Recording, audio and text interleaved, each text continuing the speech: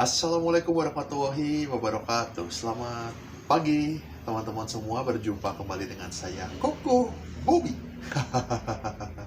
di channel YouTube saya Koko Bobby. Ya, kali ini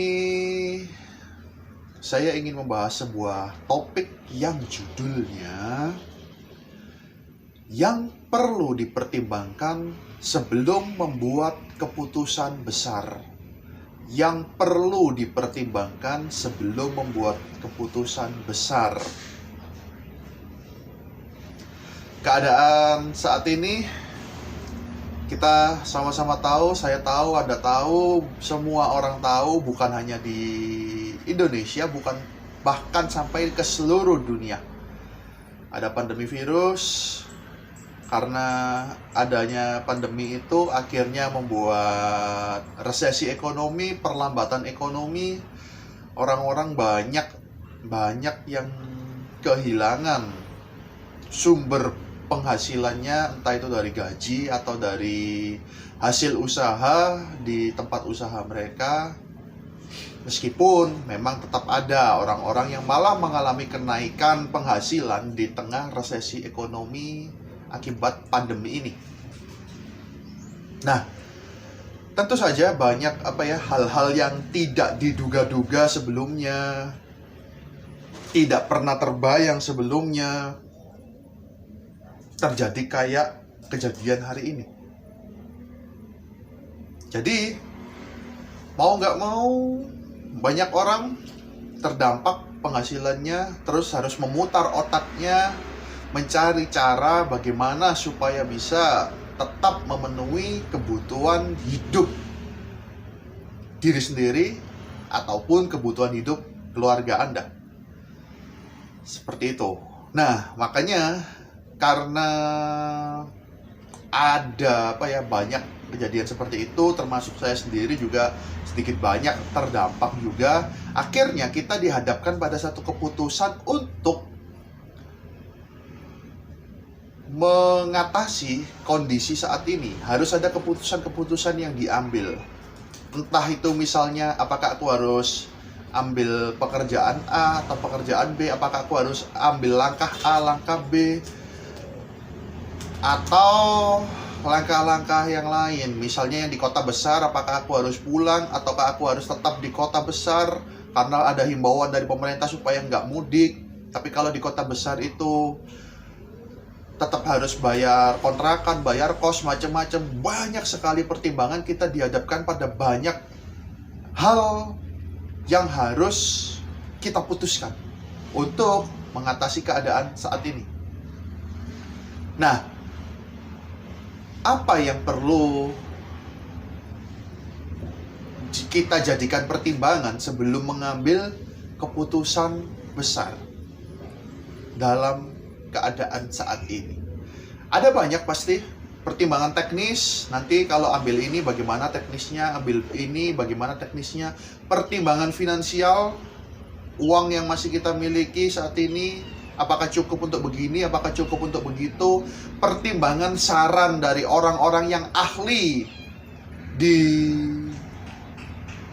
bidang yang akan kita pilih, di pilihan yang akan kita pilih, pertimbangan dari orang tua kita, pertimbangan dari istri atau suami, macam-macam. Ada banyak pertimbangan yang bisa membantu kita untuk menentukan sebuah keputusan. Tapi izinkan saya memberikan sebuah saran kepada Anda. Satu lagi hal yang harus Anda pertimbangkan supaya lebih mantap, lebih yakin, dan mudah-mudahan hasilnya lebih baik. Yaitu pertimbangan apa? Pertimbangan rasa di dalam diri kita, rasa di dalam diri kita. Misalnya kita mau ambil keputusan A atau B, kita timbang-timbang rasanya. Kalau aku ambil keputusan A, pejamkan mata, hening sejenak, rasanya bagaimana ya? Oh iya, enak, nyaman, kayaknya memang A ini jalannya. Kalau B bagaimana? Hening, dirasakan, kok rasanya kurang srek ya. Tapi menurut pertimbangan ekonomi bakal bagus, tapi kok kurang srek. Nah, kalau seperti itu ya tentu saja pilih yang A. ikuti rasa di dalam hati kita.